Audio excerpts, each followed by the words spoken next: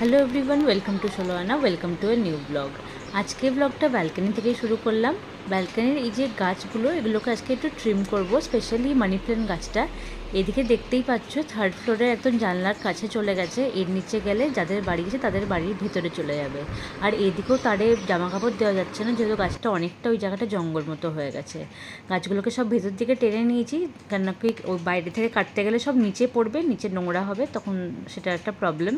আর যেহেতু আমাদের ব্যালকনিটা খুব ছোট, আমরা বেশি বড় বড় গাছ এখানে রাখতে পারি না, সব গাছগুলোকে মোটামুটি একটা সাইজে করে রাখতে হয়, তাহলে দেখতে ভালো লাগে। একদম গাছ না থাকলেও আমার ভালো লাগে না, যেহেতু আমি গাছ ভালোবাসি, মানে একটু গাছ আমার ভালোই লাগে। আর এই রোডটা আমাদের এখানে তৈরি হচ্ছে, শুধু এখান পর্যন্তই হবে, পুরোটা এখন হবে না, আগে হয়তো পুরোটাও হতে পারে। বৃষ্টি হয়েছিল বলে আকাশটা খুব সুন্দর লাগছিল দেখতে, মেঘগুলো কি সুন্দর লাগছিল। আর অল্প করে এক জায়গা থেকে রোদ বেরিয়েছিল মেঘের মাঝ থেকে, সেটা দেখতে খুব ভালো লাগছিল। আমি মেন দেখতে এসেছিলাম সেটা হচ্ছে রেনবো উঠেছে কিনা, কারণ কি একসাথে রোদও ছিল বৃষ্টিও হচ্ছিল, কিন্তু দেখলাম না, রেনবো ওঠেনি। নিয়ে আবার নিচে চলে এলাম, নিয়ে তোমাদের সাথে গাছ কাটার পর শেয়ার করা হয়নি, দেখলে ওইদিকে লতাটা পুরো কেটে দেওয়া হয়েছে, ওটা আবার বেড়ে যাবে। সব গাছ মোটামুটি একটু ট্রিম করে দেওয়া হয়েছে, এই জায়গাটা পুরো খালি হয়ে গেছে, এখানটায় পুরো ভরা ছিল, যদিও বা দেখতে ভালো লাগছিল, কিন্তু কিছু করার নেই। আজ গাছে একটা খুব সুন্দর জবা ফুল ফুটেছে, জবা ফুলের সাইজগুলো বেশ ভালোই বড় হচ্ছে, আরও দু চারটে কুড়ি আছে। আর আজকে আবার নয়নতারা গাছেও বেশ ফুল ফুটেছে, গাছগুলো আরও অনেক কটা বেরোচ্ছে ছোটো ছোটো, তো সেগুলো যখন বড় হবে আশা করি সেগুলো গাছ ভর্তি ফুল হবে।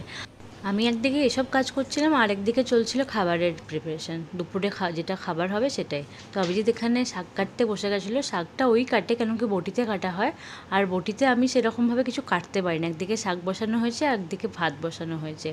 এখন আমি শাকটা বেশ খাচ্ছি, বেশিরভাগ দিনে আমি বলে নয়, আমরা দুজনেই খাচ্ছি শাকটা, আমরা স্কিপ করি না, হয়তো সপ্তাহে 3-4 দিনের বেশি শাক খেয়ে নিচ্ছি। তো ভালোও লাগে আমার খেতে, প্লাস এটা এখন একটা অপশন, যেহেতু ভাতটা কম খাচ্ছি, তার সাথে একটু শাক ডাল এগুলো বেশি রাখছি।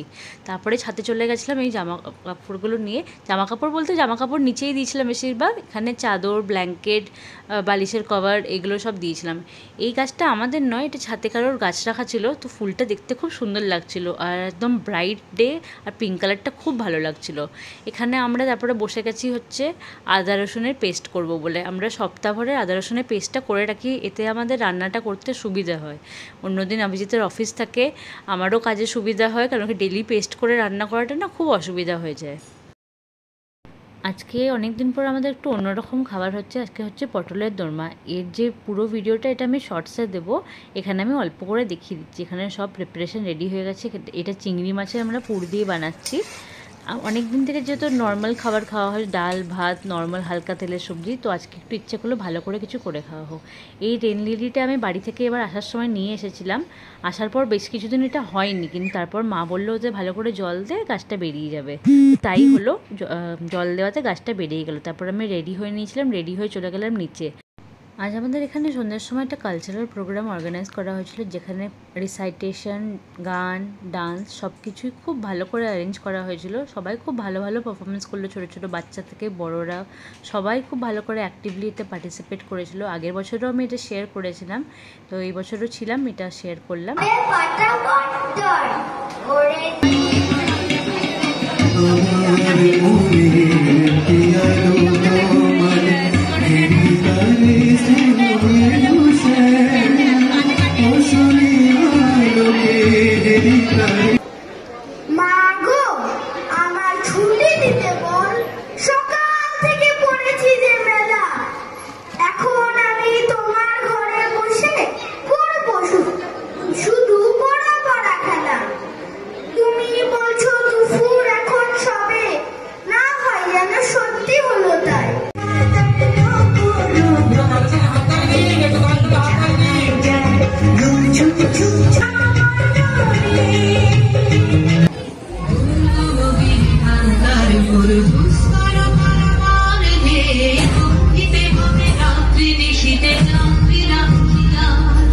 আমি দুটো মতো ব্লগের আগে বলেছিলাম কি আমি ইউএসজি করিয়েছি, তার আগে আমি থাইরয়েড টেস্টও করিয়েছিলাম। থাইরয়েডটা নর্মাল এসেছে, থাইরয়েডের প্রোফাইল টেস্ট সেটা করিয়েছিলাম, সেটা নর্মাল এসেছিল, কিন্তু ইউএসজিতে পিসিওডি ধরা পড়েছে, মরফোলজিক্যাল পিসিওডি বলে লেখা ছিল।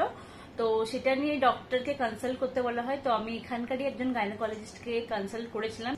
অ্যাপোলো ক্লিনিকের ওপরে মোনামি ক্লিনিক আছে, ওখানে আমি কনসাল্ট করি ডক্টর শিউলি চৌধুরীকে। উনি ওখানেই বসেন মানডে টু স্যাটারডে, আর দরকার পড়লে সানডেও বসেন, মানে ডিপেন্ড করে। তো আমরা টাইমিংটা জেনে এসেছিলাম একবার গিয়ে, তারপরে নেক্সট উইকেন্ডে একটা অ্যাপয়েন্টমেন্ট নিয়েছিলাম। আমি আর অভিজিৎ একসাথেই গেছিলাম, কারণ আমি একা যেতে চাইছিলাম না। কারণ ডক্টরের কাছে আমার একা যেতে একদম ভালো লাগে না। তো প্রথমবার যাচ্ছি, একটু টেনশন হচ্ছিল, যেহেতু পিসিওডি ওটা লেখা আছে পড়ে তো বুঝতেই পারছিলাম, কিন্তু কনফার্মেশনের জন্যই গেছিলাম কি কি করতে হবে, কি মানা করছে, কি বলছেন। তো উনি দেখে বললেন হ্যাঁ এটা পিসিওডি।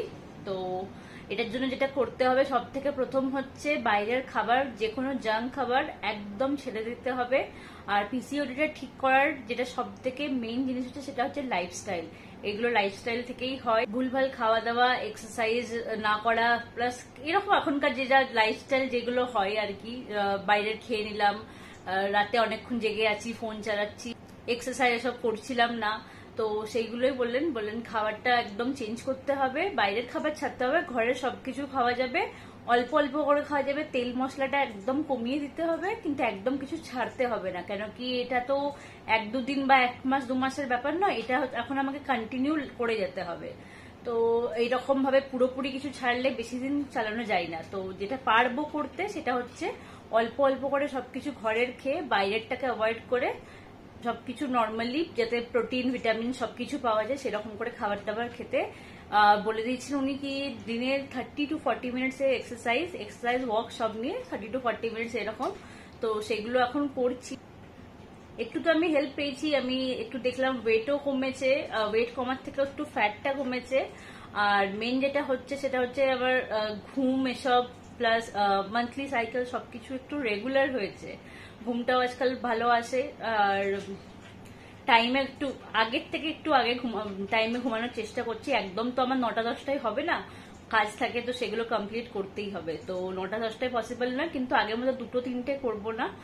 আর ওয়েটের যেটা বললাম, ওয়েট খুব বেশি কমেছে তা বলবো না, কিন্তু ফ্যাটটা একটু তো কমেছে। কেন কি ওটা বোঝা যাচ্ছে, যেগুলো আমার যে ড্রেসগুলো কিছু কটা ডেফিনেটলি আগে হতো না সেগুলো এখন পরতে পারছি।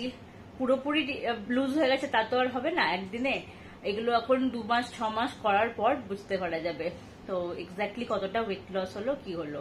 তো এখন এটা কন্টিনিউ করছি, সকালবেলায় উঠে এক্সারসাইজ করতে যাই, এসে পরে নর্মালি একটা সারাদিনে একটা ডিটক্স ওয়াটার বানিয়ে রাখি আগের দিন রাতেই। ডিটক্স ওয়াটারটা সারাদিনে খেয়ে শেষ করি বিকেলের আগেই। আর স্প্রাউটস এসব রাখি, স্প্রাউটসের স্যালাড খাই, চিকেন বা পনির এসব সতে করে খাই, যে কোনো ভেজিটেবলস ওইরকম বয়েল করে বা হালকা ফ্রাই করেই খাই। ডাল এসবগুলো খেতে বেশি বলেছে, তো ওগুলো এখন বাড়িয়ে দেওয়া হয়েছে। এখন রাজমা, যে কোনো টাইপের ডাল ওগুলো একটু বেশি করে খায়, বাকি ভাত এইসবগুলো একটু কম, মানে কোয়ান্টিটিতে কমিয়ে দিই। আর যে ডক্টরকে কনসাল্ট করেছিলাম উনিও কিছু টেস্ট দিয়েছিলেন, এখানে লেখা আছে PRL, AMH, FBS, ইনসুলিনের একটা টেস্ট ছিল, আর এটা কি লিখেছে আমি সেটা বুঝতে পারছিলাম, এটা দেখিয়ে দিচ্ছি। এই যে টেস্টগুলো দেখতে পাচ্ছ, এই টেস্টগুলো করতে বলেছিল, তো এগুলো আমি করিয়ে নিয়েছিলাম। এর মধ্যে থেকে যে মেন টেস্টটা ছিল সেটা হচ্ছে AMH টেস্টটা, যেটা ওটা তো অনেকে জানো বা অনেকে জানো না, ওটা হচ্ছে হরমোনাল টেস্ট। ডেফিনেটলি এটা মেল বা ফিমেল যাদেরই বলো, ফার্টিলিটি ওই চেক করার জন্য টেস্টটা।